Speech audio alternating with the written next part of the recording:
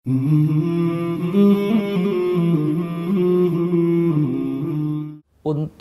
semua aspek ibadah, memang ada yang berdampak kepada fisik, ada yang berdampak kepada psikis, ya kan?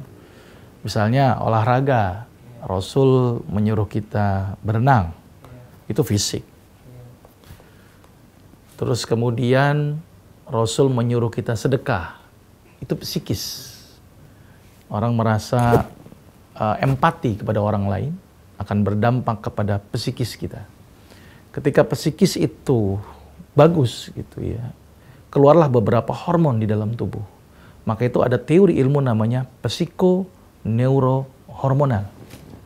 Aspek psikis yang berdampak kepada saraf dan berdampak kepada fungsi hormon. Maka itu kenapa Islam itu mengajarkan sangat luar biasa. Kenapa Islam menyuruh husnuzon, jangan suuzon. Kenapa Islam suruh memberi, jangan mengambil, mencuri. Gitu ya. Ternyata memberikan aspek yang luar biasa.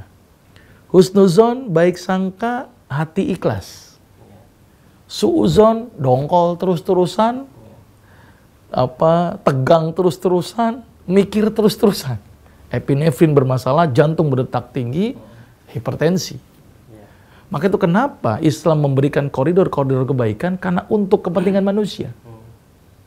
Ya, Allah menghadirkan ibadah tidak lain adalah untuk kepentingan manusia. Allah tidak butuh ibadah kita, tidak butuh perbuatan baik kita. Ya, karena dengan kita berbuat baik atau kita berbuat jahat, itu tidak menambah atau mengurangi kekuasaan Allah. Jadi ternyata aspek-aspek ibadah itu akan memberikan aspek kepada si manusia itu sendiri. Maka itu sangat aneh kalau ada orang disuruh ibadah, tidak mau ibadah. Padahal tidak lain untuk kepentingan dia sebenarnya. Nah, jadi ketika bersedekah, terus kemudian husnuzon gitu ya, itu aspek psikis yang dominan. Kejiwaan yang luar biasa. Kejiwaan akan mempengaruhi fungsi tubuh. Maka itu hampir semua penyakit dipengaruhi oleh stres. Stres ini menjadi momok saat ini. Maka itu sampai artis ya yang hidup karena pengen tenang, akhirnya mengkonsumsi jalan pintas pakai obat-obatan. Ya, yang lagi marak ya, Dok ya. Nah, padahal sebenarnya ibadah pendekatannya.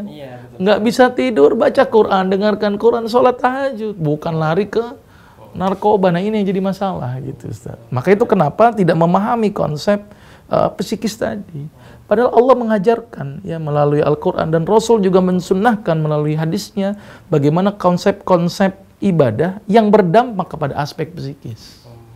Inilah yang kita coba gaungkan. Ayo kembalikan kepada Al-Quran dan Sunnah. Karena ini yang terbaik menurut saya. Buku panduan manual book yang terbaik. Banyak orang baca manual book, ya kan, yang konsep sehat versi A, versi B, versi C. Padahal di Al-Quran dan hadis itu ada. Kenapa nggak kita baca ini? Ini yang sangat luar biasa sebenarnya, Ustaz. Kira-kira begitu, Ustaz.